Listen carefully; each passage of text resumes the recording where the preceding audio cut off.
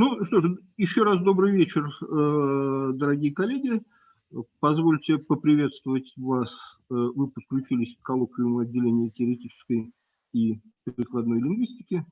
И я с огромным удовольствием хотел бы представить нашего сегодняшнего докладчика, Гревилла Корбетта. Греф, вы не рассердитесь, если это представление будет происходить по-русски. Греф практически носитель русского языка, он говорит на нем так же, как большинство здесь собравшихся, или лучше. Вот, поэтому я надеюсь, он не рассердится, если я скажу о нем несколько слов именно на этом языке. Греф, вы позволите? Пожалуйста. Спасибо. Вот. Гревилл Корбетт, старый друг, я надеюсь, он позволит мне так себя называть, старый друг отделения теоретической и прикладной лингвистики, старинный друг, который много раз здесь бывал, которого со многими из нас связывают и академические, и личные отношения. И Гревилл Корбетт один из величайших лингвистов современности. Я думаю, невозможно перечислить все, что он сделал в лингвистике за свою пронзительную, великолепную академическую карьеру, но там, со студенческих лет все московские, всероссийские лингвисты знают его книжки, его статьи, его книжки, которые стали классическими, на которых, собственно, учатся и которые используют в работе целые поколения лингвистов. Это книжки по ключевым грамматическим категориям. Это род, это число, это согласование. Греф сделал невероятное количество важнейшей исследовательской работы в области типологии. И он стал основателем целых двух научных парадигм. Одна из них – это морфологическая теория, которую мы знаем на русском языке как сетевую морфологию, network morphology. И вторая – это парадигма, которую, так сказать, сами ее последователи называют Canonical Typology. И это достижения, которые, согласитесь, дорогие коллеги, мало кому удается сделать в течение одной жизни. Этого хватило бы, я думаю, на несколько. Много лет Греф возглавляет сырийскую морфологическую группу, и в течение многих лет там сосредоточены важнейшие исследования в области морфологии, типологии, грамматических категорий, вот всего того, что мы так любим, чем с удовольствием занимаемся и где мы с удовольствием учимся у Грева и узнаем новые вещи и способы думать про них, анализировать их из его работ. Гревилл Корбетт и его сегодняшний доклад, который называется Internal Splits. Пожалуйста. Спасибо большое. Спасибо вам. So, now I hope you can see that okay. It's really, really wonderful to be with you. I've had so many great times, so many great friendships in Moscow. There were the fantastic winter typology schools, there was the expedition to Mishlesh, the various visits that you kindly mentioned. There's nowhere like Moscow for doing linguistics at 3 in the morning, and then being astounded at the people who you then see at breakfast the next morning as though nothing has happened. I did think I'd start the talk by thanking people and mentioning these wonderful times. And then I realized that if I start thanking and thinking of the things I need to thank you all for, there wouldn't be really time for the talk. And so just to say that I remember several of the people I can see in their little boxes, as it were, as wonderful colleagues and wonderful friends. So today, external splits. So split can be a participle like should be on the, but we also use it as the noun, and it's used in the field in various different ways. There's split ergativity, plurality split, person split, and so on. So there's still a chance to use this concept across the discipline. It's still used in the generative end, the typology, grammatical description end, and in ways that are still consistent. And so I'd like to do a little intellectual housekeeping to suggest how we best use it and to offer a typology of external splits. So first, an example of what I mean. So this is from Turkish. And you see we have the adposition gibi, like. And in the first example, we have it's like me, and we have the genitive, whereas in the second, it's like Rubinstein, and we get nominative. So there's a difference between Rubinstein and me, not just musically, but also grammatically. The same adposition is taking different cases, and here apparently because one is a pronoun and one is a noun. So the idea of a split, in a sense, we would expect the adposition perhaps to take one case, and here there is prima facie evidence that there's a split. So I'm going to set up a canonical baseline that we're going to measure from, give some more examples, then set up the typology, go through the splits that we find in government agreement selection and anti-government. I hope you haven't seen that term before, and then some conclusions. I'm very happy to be interrupted, but I can only see some of you. So if you want to ask, send something in the chat. We'll ask one of the organizers to interrupt me with your question. So the canonical baseline, where we start from. I want to suggest this principle that a lexeme's internal structuring and its external requirement are both consistent. Now, you won't need to think long to say, hey, I can think of examples that contradict that principle. That's fine. It's the baseline from which we're going to measure. Today, it's external, but I have a little innocent advertising here. If you're interested in internal splits, we've just released this database. It's on the SMG site, and you can see wonderful splits, color-coded links between them, and I hope you'll use it as a teaching tool as well. Let me know if you can't find it, but if you go to the Surrey Morphology Group site, I think you'll find it easily. However, that's internal splits. Today we're on external splits.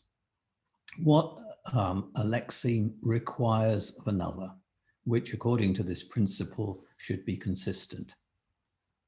So what do I mean by a canonical baseline? Let me give you a,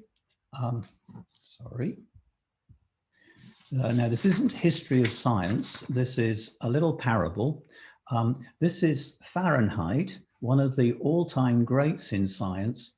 He it was who first developed two thermometers such that in the same conditions, they gave you the same reading. Now you're used to just waving your iPhone at stuff and getting the readings. Imagine trying to do science when you can't tell me what you've done in your lab because my thermometer will just give a different reading. Fahrenheit it was who made that enormous step forward. Unfortunately though, his name is connected with a very silly scale, which has different points of calibration and goes up and down from some arbitrary middle point. It's plain daft. It took a while to sort this out, and it was Kelvin who finally said, now wait, we can anchor the scale at one end, which is now known as 0 Kelvin, and we can all measure from there. Great, that makes very good sense. And I want to suggest that in typology, we sometimes do things that are a bit like the Fahrenheit scale. We talk about an SVO language, and then we got things in this direction and we're measuring several things at once from a middle point. What we need to do is pull apart what's temperature and length and so on, and wherever possible, agree from a logically positioned endpoint. So, having said that, it follows that what's canonical is not usual or normal or frequent or expected or any of these things. Kelvin didn't say that 0 Kelvin was a usual temperature or indeed a good temperature. There's really not much going on at 0 Kelvin, but it is an excellent place to start from and to measure from. Similarly, we measure from 0 centimeters. An item which is 0 centimeters in length is not much use, but 0 is a very good place to measure from. And so the principle that I gave you is that point that we measure from. We expect as a measuring point that an item be consistent. A lexeme, this is, well, you know what a lexeme is, this is Stump's definition, a lexical abstraction over the different inflectional forms of a given item. And I want to suggest that our analysis in this morphosyntactic area has got 2 dimensions. Well, you know, you all know Andrei Anatoliev's work, but still, I'll set it out briefly. 2 dimensions. We partition our lexemes by part of speech. We accept that nouns and verbs behave differently syntactically. But we also have cross-cutting generalizations, which are features.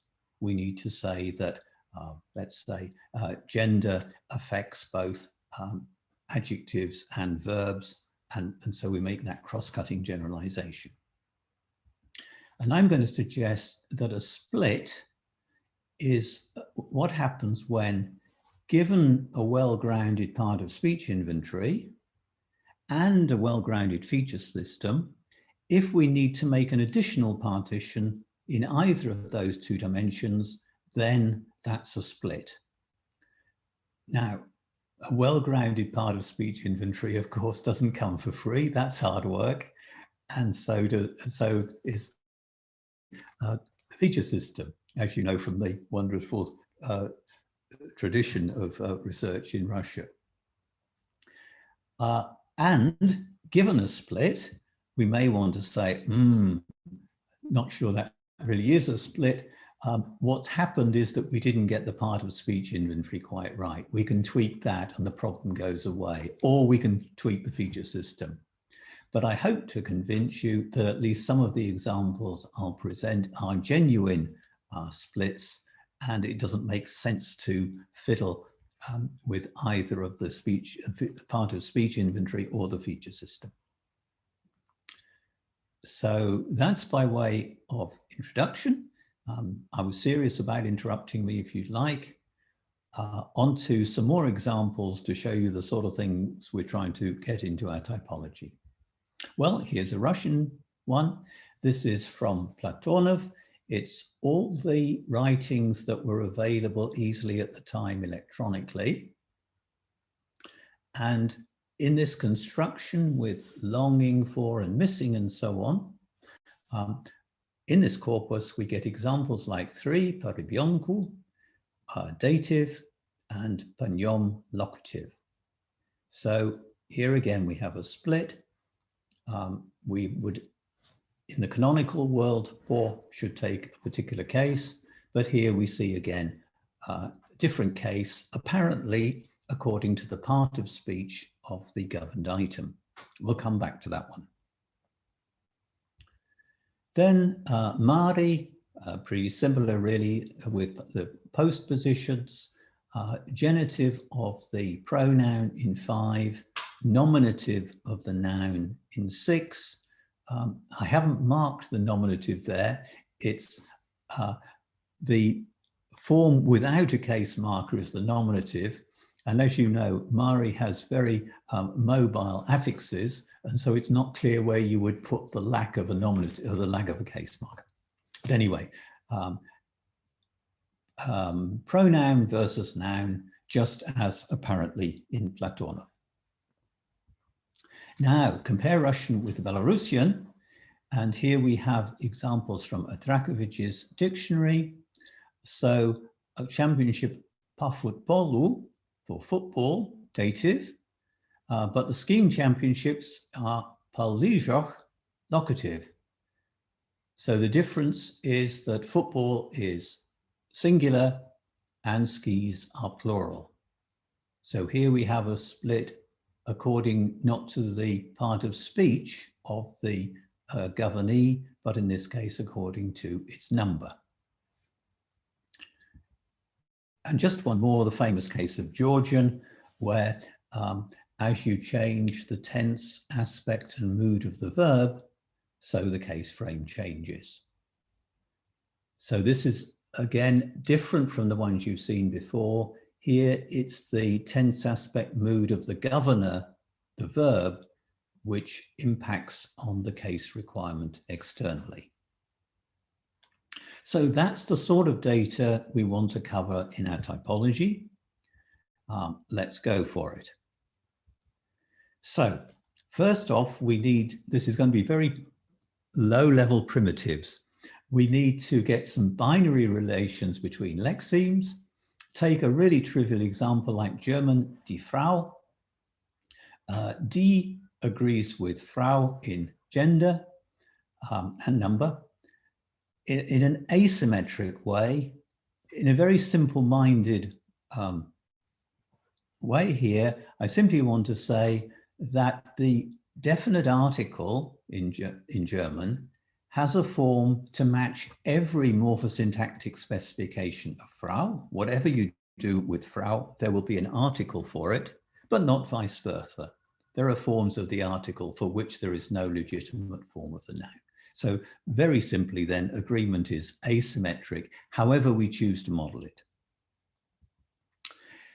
And so I'm saying that we have binary relations which are asymmetric.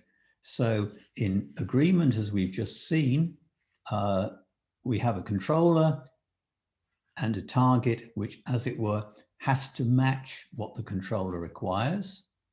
Similarly, with government, a particular verb requires one case value out of all those available, let's say, to the noun. With selection, as in, English, rely on, the verb rely selects one of the possible adpositions, and the exciting instance of anti-government will come back to, I promise you. So I'm saying that there are these binary relations, and there's a logical directionality there in each of them. So we have primary lexemes and secondary lexemes. What about headedness? Well, in Russia, and indeed most of Europe, the tradition was a dependency grammar where we had headedness built in from very early on. In the generative work, though, that wasn't the case. So in syntactic structures, which was heavy on constituency, rewrite rules like this have no head. And as John Lyons pointed out, we write NP rewrites as N, but actually why, except because it suits us, we could just as well have called NP X or chocolate or whatever you like. And X-bar theory comes in to deal with that arbitrariness and gives us headed structures. Very quickly, the V under various guises was taken as the head of the clause, but there was enormous debate about the head of nominal phrases. There was the DP hypothesis debated in the 80s between Zwicky and Hudson, We called both to Surrey and had them debate again with various other people. And it still goes on. So in Gloucester, just last year, there was a set of papers again on what is the head of the nominal phrase. And I want to set that aside because whether we think die or Frau is the head of the phrase die Frau, we still have to get the asymmetry right. Yeah, but die is the one that has to agree with Frau. Secondly, even when people agree on the headedness relations, we still get the asymmetries running up and down. And mainly for today, when you look at how people use the term split, I think it's consistent with the very primitive notions I've put forward. So people are quite happy to talk about split auxiliaries, that's verbs selecting up the tree, and selection of adpositions down the tree. All right then, so deep breath, this is the typology. I hope I've explained clearly what I mean by a primary and a secondary lexeme. The other distinction we're going to need is that between simply being there, the presence of an item, and needing access to its morphosyntactic specification. So this circle is supposed to indicate, well, it's the whole thing and you can't see what's in there. And this is intended to indicate the grid, the feature grid, the featural specification. All right, so imagine we have a situation where one item, just by being there, has a requirement of another in terms of a particular feature value. Well, that surely is government. Just by showing up, as it were, a particular verb requires a particular featural specification irrespective of its own. So if I say this verb takes the genitive, you assume I mean in the third plural subjunctive or whatever. Now, what if the primary, we need access to the primary lexeme's featural specification, and cell by cell, specification by specification, that requires something comparable of the secondary lexeme? Well, of course, that is agreement. We need to know the specification of the controller, and then that will be that of the head of the target. If one item requires the presence of another, well, that's selection. Rely requires on. And you might reasonably think we would stop there and go on with the typology. But given that we've got these primitives, this kind of implies another possibility where the morphosyntactic specification of the primary lexeme would require a different lexeme. And that's what I'm going to call anti-government. Now, in the canonical approach, we set up these possibilities, and it's absolutely fine whether or not there are such instances. There are no life forms at 0 Kelvin. That's when we can think of reasons why that might be. And if there is no anti-government, then we can set about trying to understand why. This is what it would look like. So she relies on coffee, but she relied at coffee. Change the tense of the verb, it takes a different adposition. So going back then, anti-government is like agreement in terms of the primary and like selection in terms of the secondary. And so it's the sort of mirror image of government. Now, of course, you say nothing as daft as anti-government could exist. And there are two approaches then. The traditional typological one would be to say, yeah, well, we've got the 2x2 table, one's excluded, let's start thinking of good reasons. And the other would be to say, well, let's poke around and see. And there is this wonderful paper by Timur Maysak that he gave in Canberra with examples like this. So this is Andy, the Rikvani dialect. You'd expect Dagestan to be the place for something like this. And notice we have the question word for a polar question. And wait a minute, a different question word here. When do you use which? Well, if the main verb is in the aorist, then you use this. And if it's not in the aorist, you use that. I'm sorry. Yes, if it's in the aorist, you use that one and something else for all other possibilities. And in case you're asking, Timur very carefully lays it out and says there is no syntactic conditioning here. It's not a matter of phonology, and those things don't mean something different. It's a matter of the tense of the verb. We'll see an even better example later on, but this is just to say that anti-government is alive and well. You heard it here first, I hope, and we'll come back to it. Very quickly, a couple of caveats. This is a notice from the London Underground, and of course, it tends to lead to foreigners standing there and saying, oh, I'd better not use this escalator. I haven't got a dog. But I don't think the Underground's got that sense of humor. Anyway, the requirements that I'm putting up here apply to the extent possible. That's to say, if there's a dog, it must be carried. When I say the verb governs the instrumental, that's if it has an object. There is the additional problem of the one on the right. And so equally, if it's carryable. So when we say the verb agrees in gender, that means if its morphology allows. Here's a splendid example from Archie. We say that Archie verbs agree and in gender number, and indeed they do, it's just that the majority don't. So an example like 17 clan simply doesn't agree. That's fine. We're saying to the extent possible as a general condition on all this.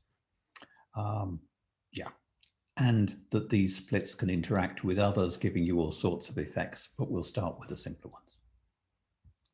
All right then, enough preliminaries. Here's our typology of the 4 phenomena, including anti-government. What are the possible splits? Well, the possible splits are defined using exactly the same minimal machinery.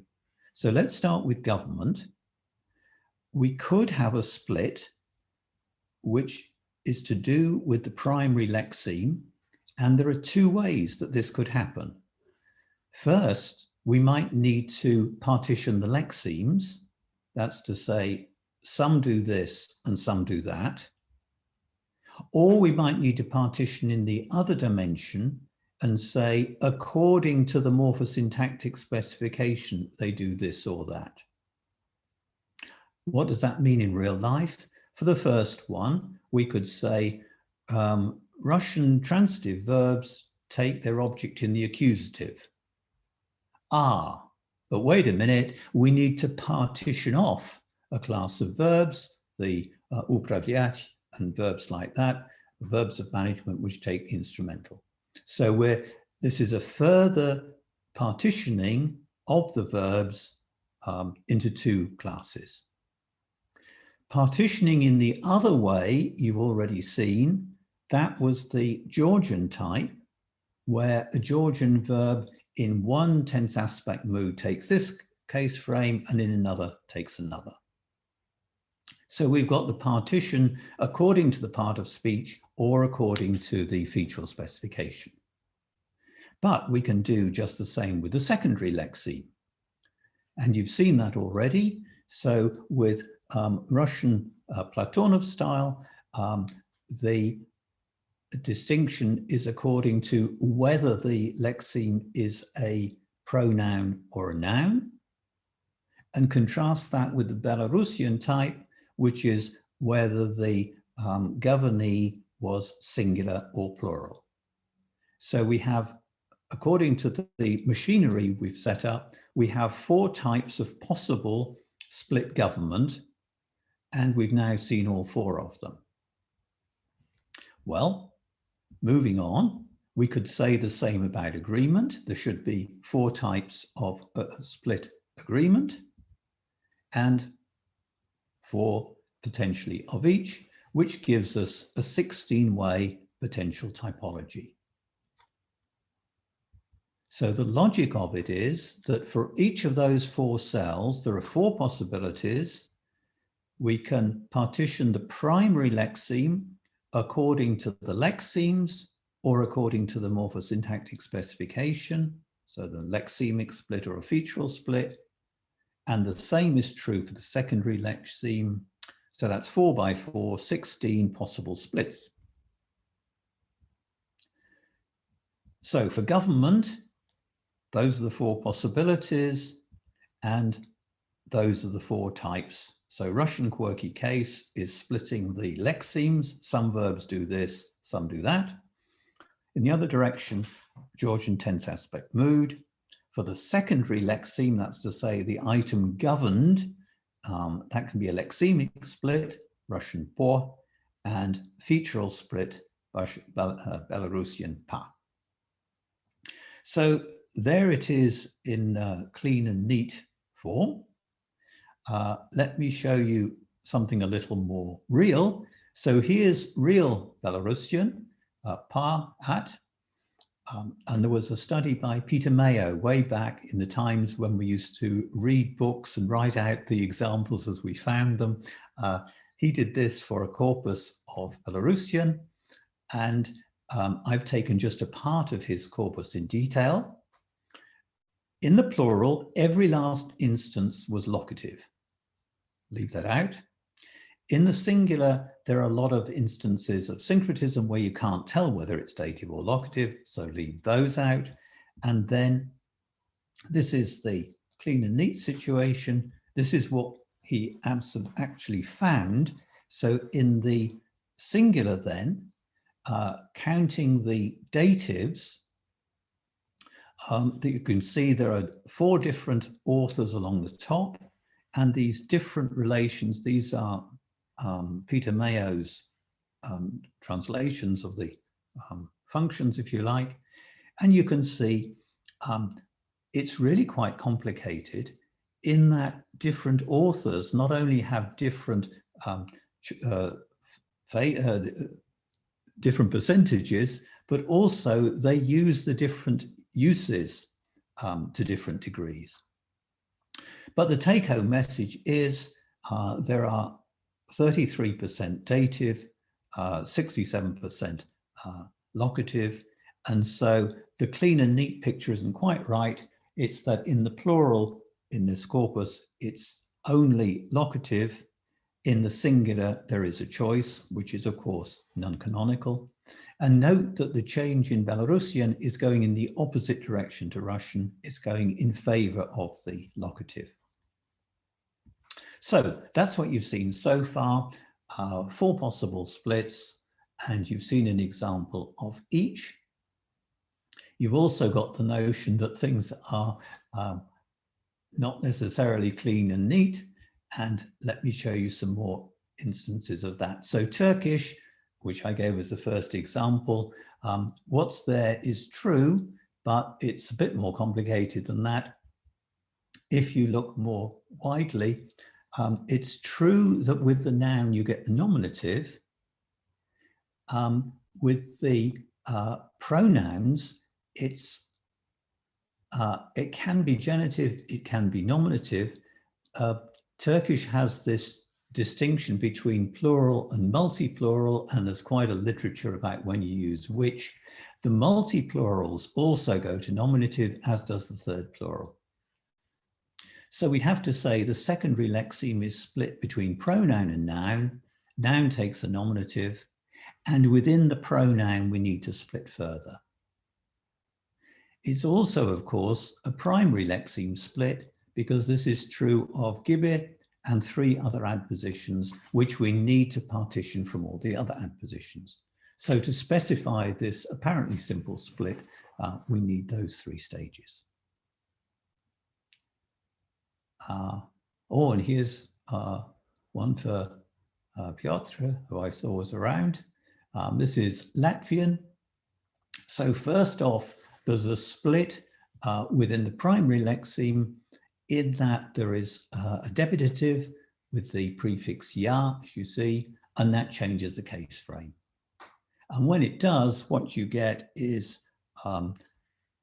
nominative of the object now, of nouns, and accusative of pronouns. So this is a split in a part of the paradigm, and then it affects the part of speech of the governee. And then real Russian, this is from a really nice paper by Yelena Muravenko. She plots the use of por in different senses from the 18th century to today. And I've taken the sort of conclusions, if you like, from her paper. So in the 18th century with por, in this sense, all you get is locative. From the beginning of the 19th century, we get the dative invading first the plural of the noun and later the singular, but also the third plural pronoun. And in the 20th century, we get the third singular pronoun, and last the first and second persons plural. And by now, seems to me we've got practically the case where it takes the dative. You're aware of these other uses, but I can't find people who will come out with them spontaneously. When you present them, they say, oh yeah, maybe, but they don't seem to want to produce them. So that's a really nice study because it shows us that it's not simply part of speech and it's not simply number. The split is moving through stage by stage. And if you look at the right time, you might think it was simpler than it is. So the corpus I gave you from Platonov was a lucky fluke in a way, in that at that particular time, for that particular author, it was relatively clear cut. All right then, so adding in the more complex data, that's what we've got. Let's move on to agreement. So again, potentially 4 types. We can split the primary lexeme 2 ways. We can split the secondary lexeme 2 ways. And I can give you an example of these. That's the preview. Let's start with Mia then. Mia is a Chadic language. Simple system, 2 genders, 2 numbers, but in the plural, the genders fall together. And with animate nouns, you must use the plural if that's what you mean. And you naturally, the demonstrative agrees in number as in 25 and 26. So this is like French or Russian, okay? With an animate noun, this is what you must do. And animacy is humans and higher animates. So sheep are important enough to be animate. Now, what about inanimate nouns? Well, with inanimate nouns, you may mark number, as in 27, as in this example. Oh, I'm sorry. My mouse is over the key.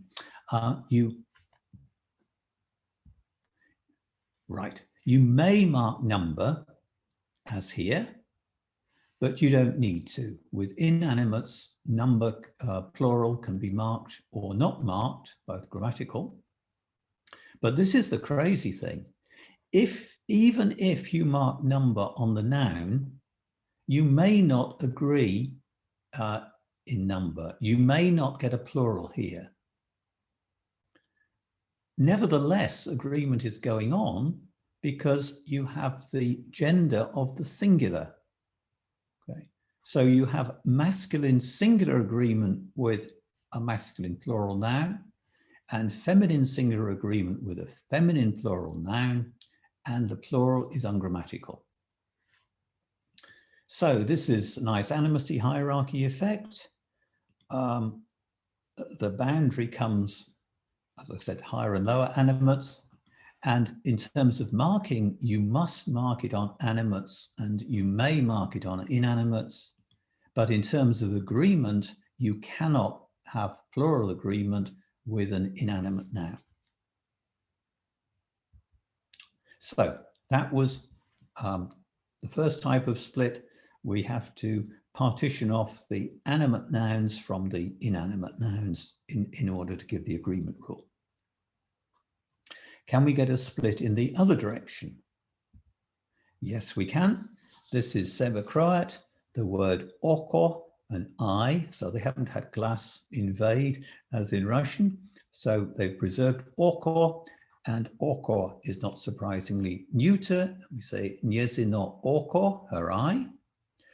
But in the plural, it's njezine oči, so that's feminine.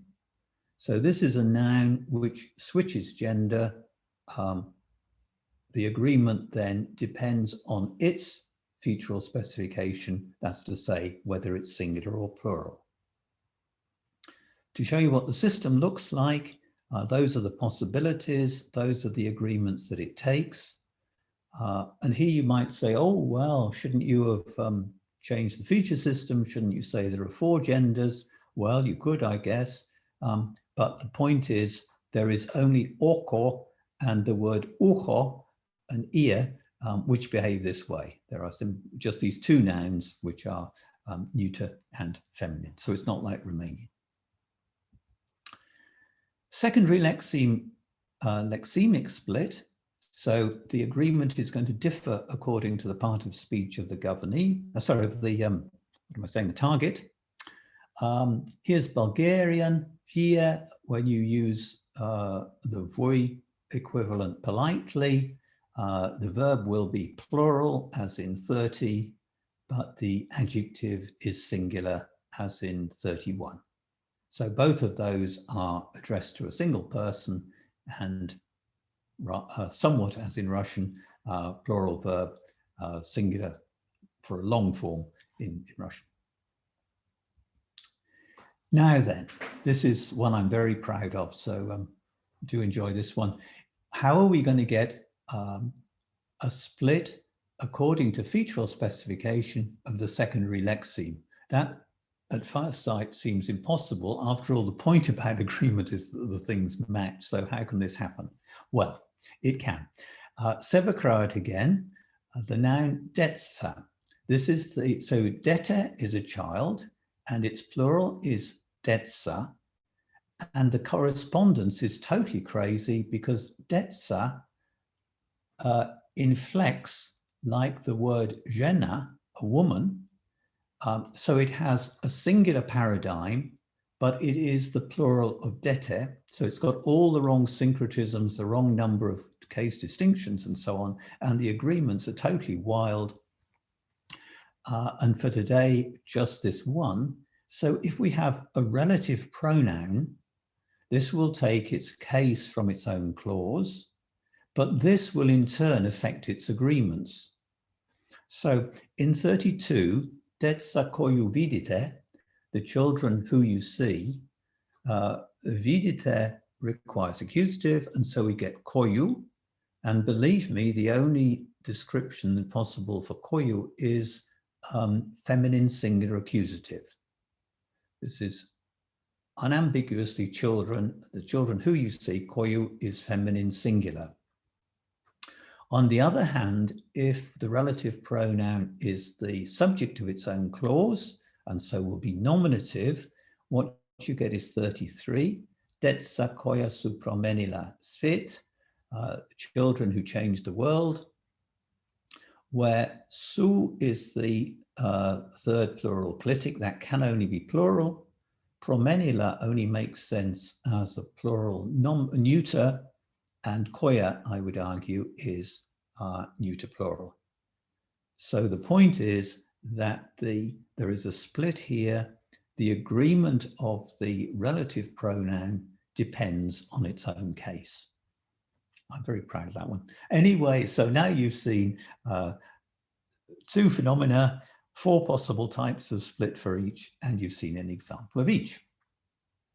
Well, on we go to selection. There could be 4 types here. And yes, I'll give you an example of each, which are more or less surprising. The easy one first. We have to partition French verbs. The majority take avoir as their auxiliary. J'ai chanté, I sang. But some take être. Je suis arrivé, I've arrived. So that's a straightforward partition according to the auxiliary which they select. In the other direction, this is Procitano, a variety of Neapolitan, and honestly, the things that go on in Italo-Romance you wouldn't believe. So there is a huge literature on this, and I've just selected some of the best bits, as it were. So in this variety, in the present perfect, the verb takes avoir, takes have. So I've seen this person, or I've arrived. Both of those will have the have auxiliary. But if you change to the pluperfect, then you have the be auxiliary.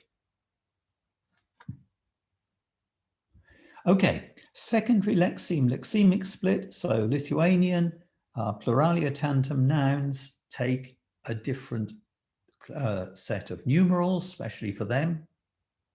So with nouns like scissors and shirt, these are pluralia tantum nouns, and they take a different numeral. That's a nice straightforward split. Most nouns take one thing, pluralia tantum nouns take another. That one's easy. The Russian situation is truly special in that with pluralia tantum nouns, we get things like dvoje, but typically only in the direct cases, once we get to the oblique, we find the ordinary numeral, and we know why that is. It's that this is a sort of reserve team in that the ordinary numeral wants a genitive singular, the pluralia tantum noun hasn't got one, and so the dvoje sorts out that problem. Once you get to oblique numeral, typically, and so this is a lexemic split plus a featural split. And now the fourth possibility, where we have a split according to the featural specification of the secondary lexeme. So this is another Italo-Romance variety.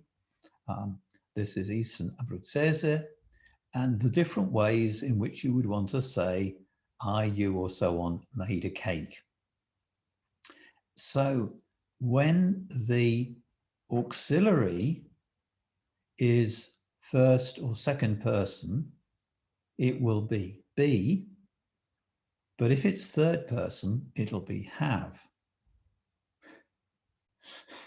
Yeah, honest. Now, you might start saying, well, I don't think the third person is a real person, and maybe it's, real person against other. But as always in Italo-Romance, once you get an idea, you've only got to go a few kilometers down the road and there'll be someone to change it for you. So this is dialect of Pompeii. Here, it's have for everything except the third person singular. So it's not even third person versus the rest. Okay, so now you've seen split selection, the four possibilities all attested. Right, so now I need a big drum roll for anti-government. So you saw the wonderful examples from Timur Maysak. Well, I did a dry run with the group in Surrey before presenting to you. And Stephen said, oh yeah, I've got a better example. And he really has. So this is the Zilor dialect of Andi. And wait for it, there are 3 question words or for WH questions, not 2. And it's 1 is used for the aorist, 1 for the habitual, and 1 for anything else. And notice here that this is attaching not actually to the verb, but it's the verb tense which determines which WH word you use. I mean, I find that really amazing. But hey, that's what they do, and it's sort of allowed for in the typology. And once again, it's not just that there are these 3 words, it's a pattern. You've got the WH question words there, polar questions are in the table at the bottom. So just to repeat, then the choice of question word depends on the tense and aspect of the verb, aorist versus habitual versus progressive. Well, you'd think it couldn't get any better. Once Stephen had given me these examples, he said, oh, but there's a wrinkle. I really should tell you about this. And this is even better. So what happens when you want the past of the habitual or the progressive? Well, you form it with an aorist auxiliary. So now we've got, this is the main verb, which is marked as habitual, and it's agreeing with meet, because it's an ergative language. Okay, so that's 4. Oh, and most of the genders in Andi have the same agreement, singular and plural. That's why it's only marked as 4, because the plural would be the same. Okay, so here's the verb agreeing with meet, and here's the auxiliary also agreeing, and that means that I used to cook meat. This is the past version of the habitual. Good, so we know what's going to happen if we ask, did you cook meat? Well, obviously it's got to be like this one with a question word in. No, it's not. It's this. So there's no auxiliary, and the question words that I gave in the table, none of them are grammatical. What you get is this form, which is a combination of the question and the past. Wow. So you can see I was very, very excited about this wrinkle. So that's the making it, sorry, yeah. We've now got the habitual and the progressive, and as you see, no aorist auxiliary, but the same combined form giving you question and past. Well, you wouldn't believe, you couldn't make it up, could you? So this then is here. The primary lexeme has a featural split, past versus other, giving you this extra form. So what we've got are all of the possible splits for government agreement and selection, 1 of the 4 for Andi so far, and that's pretty much since last week. All right, then, to conclude, in terms of terminology, the basic idea is that we use split as an additional partition going beyond the part of speech inventory and the feature system. And that seems to be fairly general and shared, and I hope we can maintain it as different people try to tackle these things in different ways. Then splits can be complex. The interacting features need to be unpacked. And this means that general terms like split ergativity are almost useless because that could mean split of all sorts of different types. We need to spell out which things are split. And then, well, you saw minimal resources. It's simply primary versus secondary and lexemic versus featural. And a little advertising for canonical typology as an exploratory method. Anti-government really did come about logically. Hey, there's this possibility, could it exist? And then, and only then, actually finding it with some excitement that people had got evidence for it. I should have mentioned it's not just from Dagestan, it's largely from Dagestan. There's a negator in classical Greek, which is, if you look at it the right way, could be thought of as an example of anti-government. So you've seen really there are lots of splits out there, maybe more than we would have expected, and there is now a way of talking about them in a coherent way. That's it. Thank you. That's it.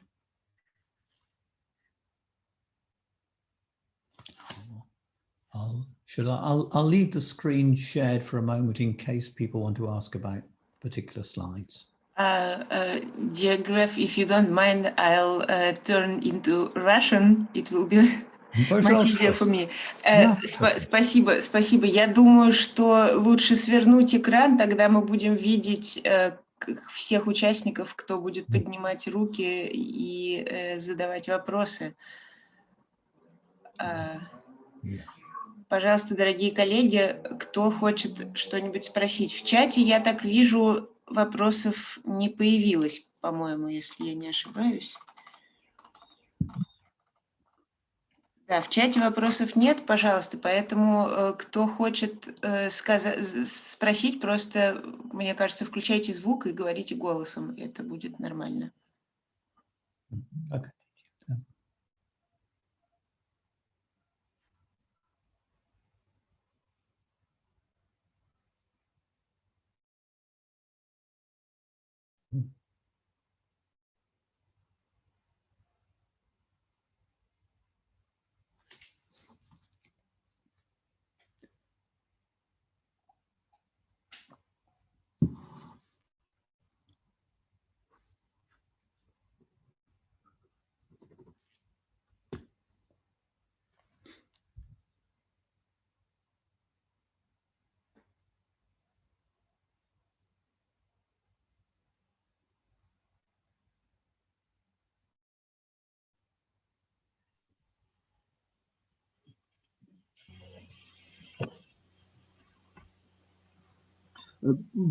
Дорогие коллеги, пока вы думаете о своих вопросах, может быть, я тогда хотел бы задать один вопрос. Ну, пожалуйста. Greg, do you have any observations about whether the splits in agreement morphology you discussed in MIA, for example, correlate with semantic interpretation of different types of nouns, depending on their position on the animistic hierarchy. What I'm having in mind is that some people have observed that the lower the position of a noun on the animistic hierarchy is, the more it's inclined to exhibit number neutrality. Yeah. Have you had any observations about correlations between morphosyntactic patterns you discussed and those semantic characteristics also related to the animistic hierarchy? Right. They can be related. They don't have to be related, but this is something that can cross one's mind once one starts thinking about, semantic motivation for possible splits you've been discussing. Right. Yeah. Yeah, great question. Now, it's certainly the case.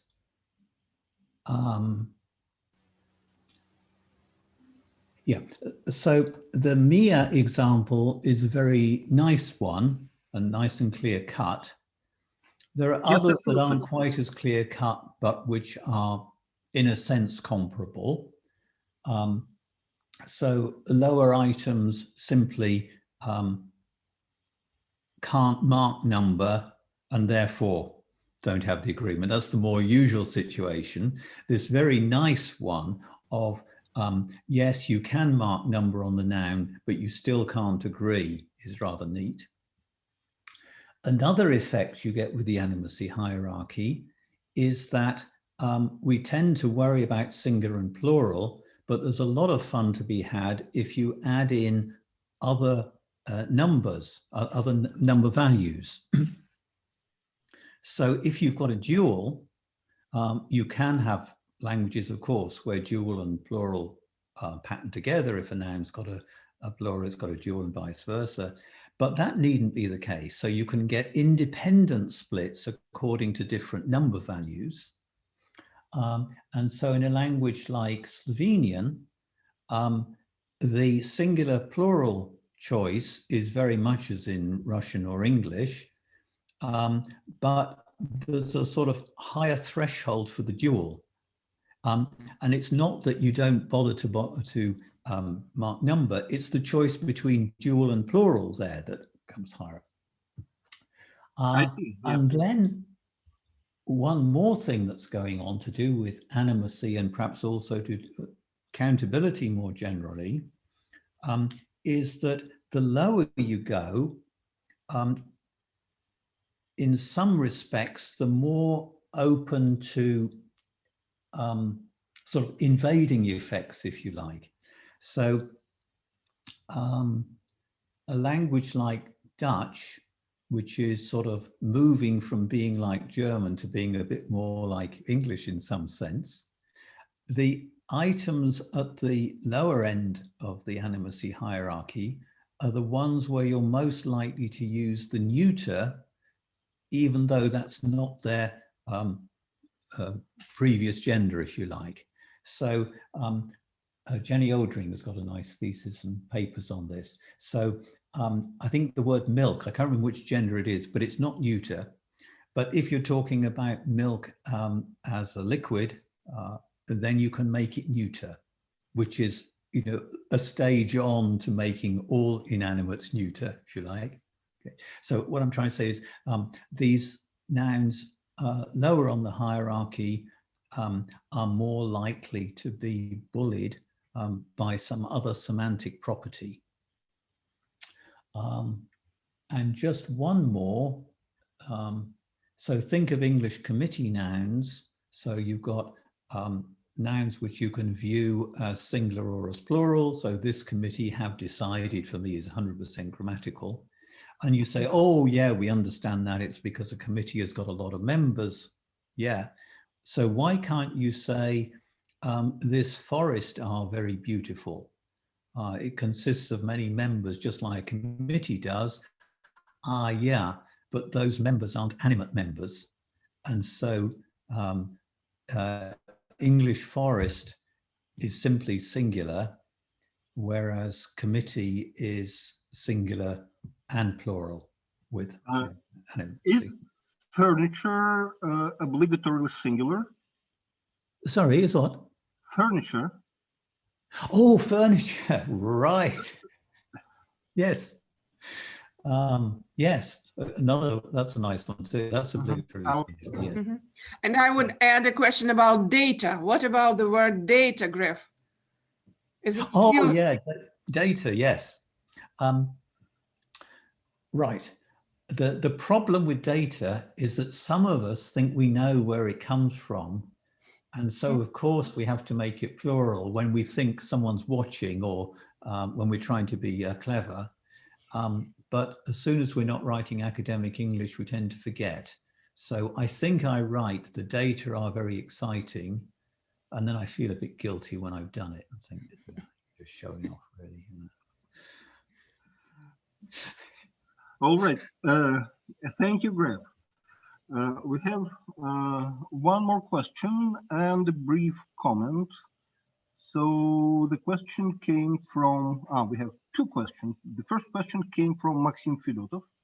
Maxim, are you there? Oh, hi, I can see Maxim, yeah. So I have a question about this term anti-government, which is very political sounding.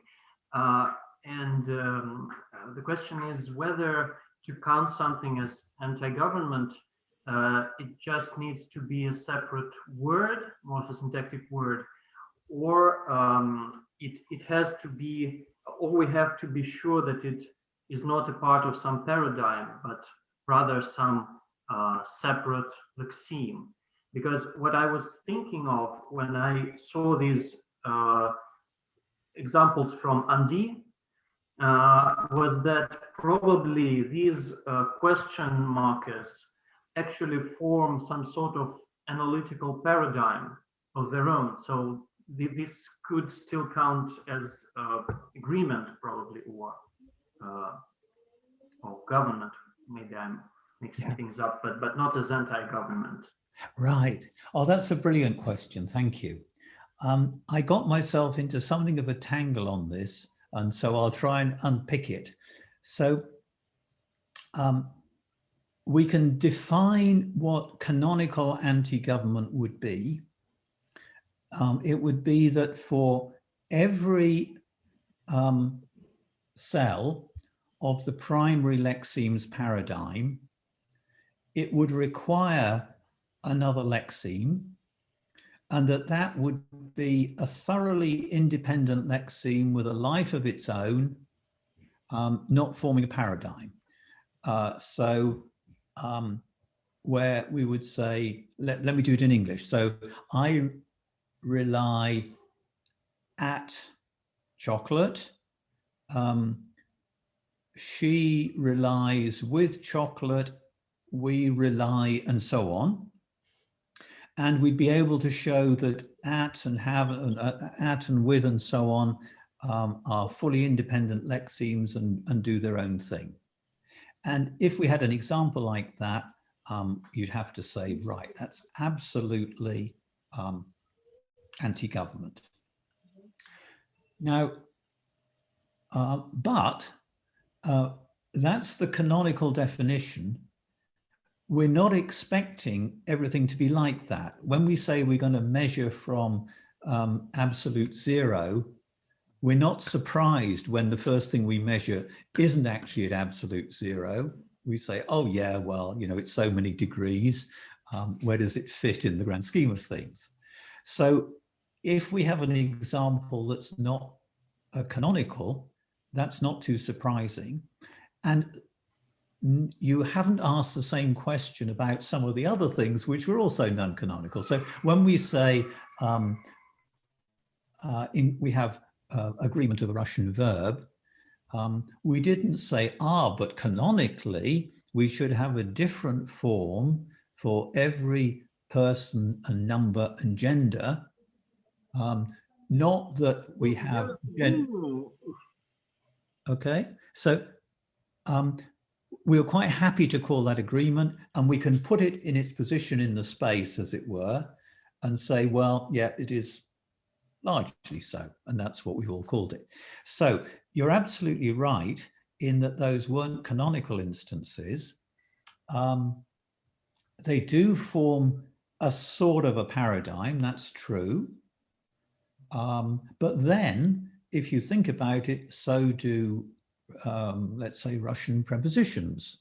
You could say that we have the and is as opposed to na and ot. Yeah, and that just because there is a scheme there, you don't say, oh, they're not real words. They're just of a special sort. So You're absolutely right. They're not canonical. The ones I showed you weren't canonical instances, but I hope if we look at them long enough, we'll say, but they belong in that category. They're nearer to canonical anti-government than to anything else. Yeah. So they're clearly clitics, but they occur in different places. They're not stuck to the verb, thank goodness. Yeah, that's the best I can do, but that's a great question. Yeah, thank you. Thank you, Greg. There is one more question in the chat by Kirill Kuznetsov. Kirill, would you like to ask this question in person, or would you like me to read it? Well, hello everyone, and my question is, do you consider a canonical approach to typology to be a tool for standardizing the linguistic terminology? Thank you. Wow, you have whole ontology, different terms, and to categorize different things that people usually call, for example, suppletion or syncretism. You can unite them or split them apart, for example, in a more logical way. Oh, thank you. Yes, I really hope that it's useful in that way. In one respect, in terms of avoiding boundary disputes. So, well, think of agreement. There's a certain amount of discussion in the literature and disagreement about whether pronouns agree or not. So if you, the nice example from the colloquial corpus, это ваш чайник, он целый час кипит. Does on agree with чайник? Well, some say absolutely not. Agreement is local, you can't go across a clause boundary. And some say, well, hang on, that seems to be masculine and singular for no good reason except that chainik is masculine and singular. That looks very much like agreement. Now, we could spend a long time arguing. I'd want to say, well, canonically, agreement is over the shortest possible domain. And so within the nominal phrase is clearly agreement. Inside the clause, yes. Relative pronoun, yes. And agreement of the personal pronoun is only there if you accept all the others. So, as it were, I'm saying we can agree on the different layers, as it were, and we at least can disagree about where the boundary is. And say, well, it's either a less canonical instance, or it's just outside and it's something closely related. So if we can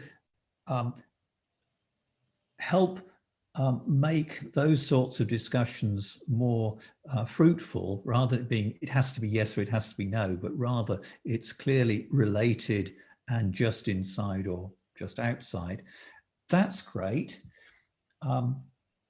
And certainly, if setting up the distinctions helps in discussion, yeah, I'm just thrilled. So you mentioned suppletion. That's a nice case where we can say what the absolutely canonical thing would be. That's like Igor Milchuk's definition, you know, completely unrelated phonologically, completely regular semantically. So I go and I went is just perfect in that respect. And then we can say, well, there are these other things that I bring, I brought, is, you know, is it, isn't it? Well, we don't have to fall out about it. We can say it's less canonical than go and went. So not so much the standardization, as trying to set up the scales where people can see how things are related and not get too excited about divisions that may not be significant. Well, thank you very much. And my second question is about what properties do we need to look for when establishing the base for the variation? For example, if I want to create a typology of concession or conditionals, so what definition do I have to choose to analyze and to then build the typology? Right. Oh, I think that's these questions are getting better and harder all the time. That's a great question. And it's really hard work. I think, first off, you try and recycle what there is out there. So take the analogy of you've got this strange animal that you want to investigate. You'd use standard centimeters to measure it. You'd use standard temperature. So what scales have already been set up with, you know, you would recycle if you possibly can. And then it's just a lot of hard work. You kind of try and set up a scale and somehow it just doesn't work. And eventually you have to say that's wrong, and you go back and you find something that's more satisfying. So, for example, Sebastian Fedin and I have been working on gender classifiers. We wanted to do another hopelessly overambitious scheme to do a typology of nominal classification. Now, first few weeks, it seemed obvious. You've got gender at one end and classifiers at the other, and you sort of put scale between them. And you work at that for weeks and weeks and weeks. And at the end, you say, this isn't working.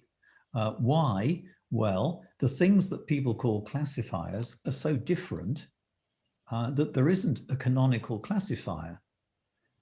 There is, I think, a canonical gender system, and you can move away from it in all sorts of different directions, and you get to different sorts of classifiers. And so have to admit, it's not a scale with two ends. It's various scales, which at the canonical end, if you like, will give you a gender system. And interestingly, most grammaticalization seems to go down these particular scales. So all I can say is you look for the clear examples, the best, most satisfying descriptions, and then try and pull apart as many things as possible. It may be that larger things are hotter, but you don't build that in. You know, you measure length and you measure temperature, and then you say, do these correlate in some way? Yeah. So something that might be relevant and helpful, Nick Evans did a paper on canonical reported speech. I just thought of doing that. It's a great paper. It's in the canonical typology book. And what he shows is there are various ways in which reported speech can be coded, you know, distancing of the pronoun, distancing of the tense, and so on. And there's this enormous possible range, and real languages only ever use a tiny part of it. But by showing the different possibilities, you get this lovely sort of space, and then within it, what's actually going on. Compared to this one, where you saw out of what's theoretically possible, we've already found 13 of the 16, and, you know, given another couple of weeks and some more people going to work on Andy, we might get another one. But basically, yeah, it's hard work, and it doesn't come easy. Well, thank you very much. Welcome. you, Greg. One more question came from Tilman Berger. Tilman. Hello. I have a very short, small question regarding this Corbett example. Yes. Oko Ochi. I discussed it with my students last semester, and I think it's rather strange because it's only 2 words.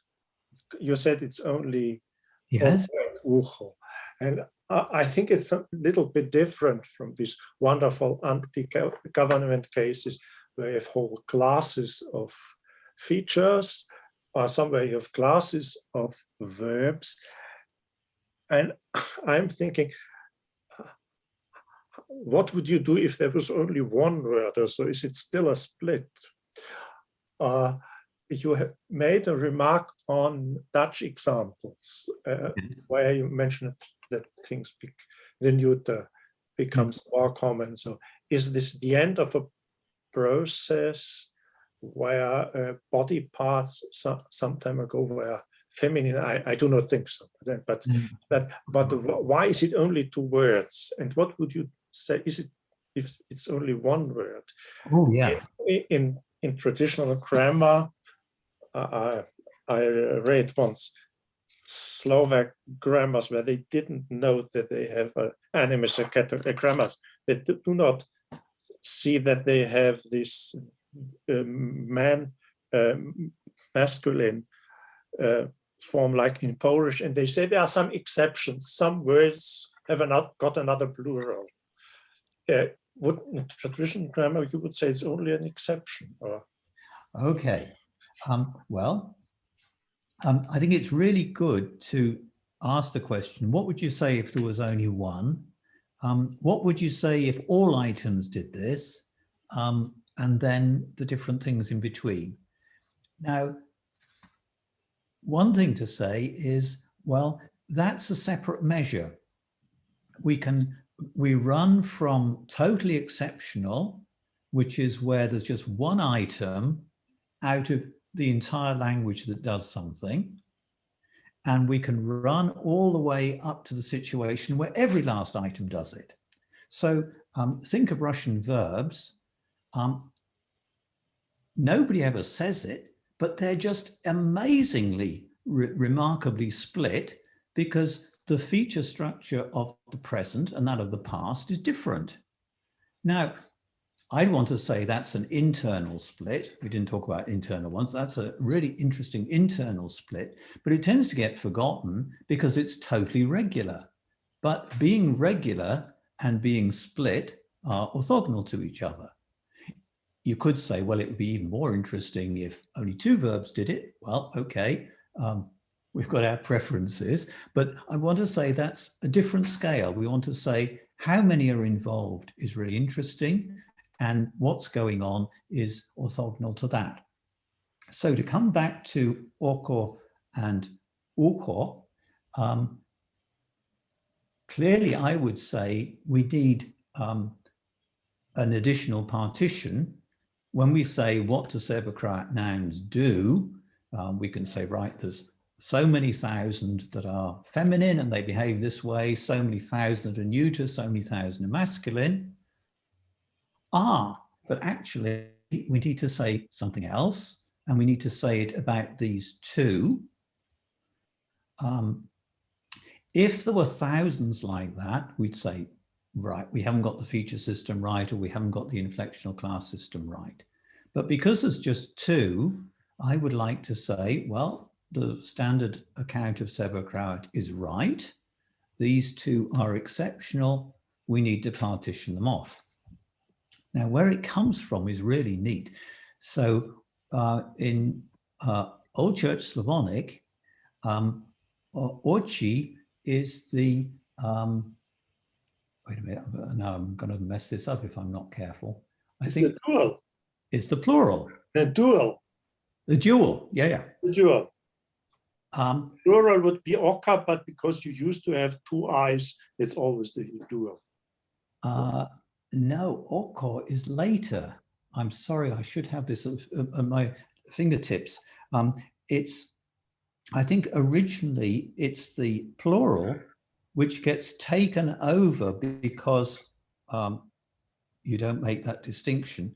But the point, I'm sorry, I did have the data to hand and now I've confused myself. Anyway, the point is that those forms are irregular. It makes sense because we talk of 2 eyes and 2 ears much more frequently than 16 or 23. They're preserved in the modern language with their irregular of consonant. I should have said that you can't do k to ch in the inflectional morphology of modern Serbocrat like that. And so it's a pattern that's been preserved for 1,000 years. So on the one hand, yes, it's crazy, it's just 2.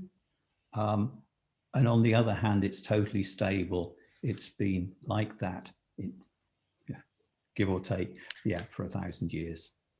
And the Slovene has kept oči as its plural and invented a new dual, očesa.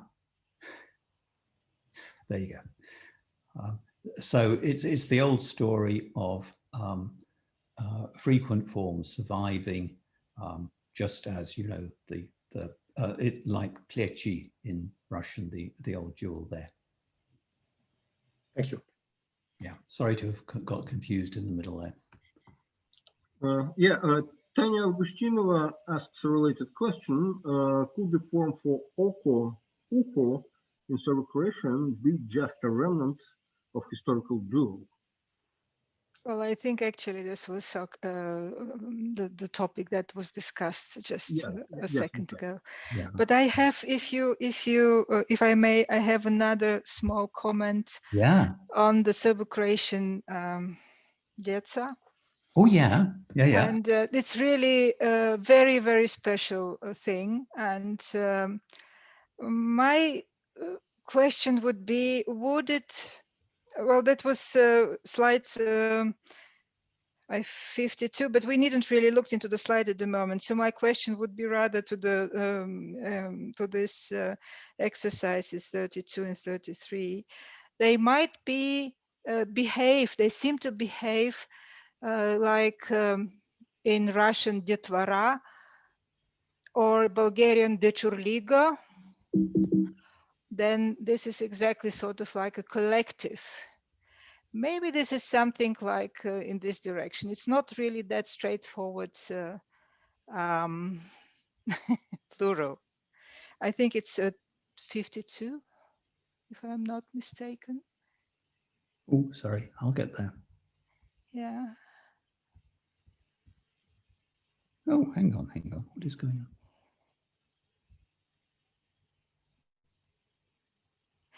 What I'm saying is actually it is really a funny type of plural, and it might be actually they're semantically sort of collective, like detvara.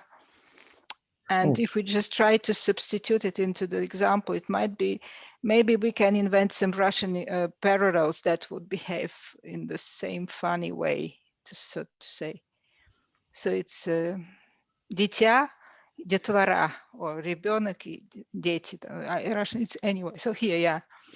Okay, now let's be clear. So this noun has got a regular, well, it's dete, detetat, and so on.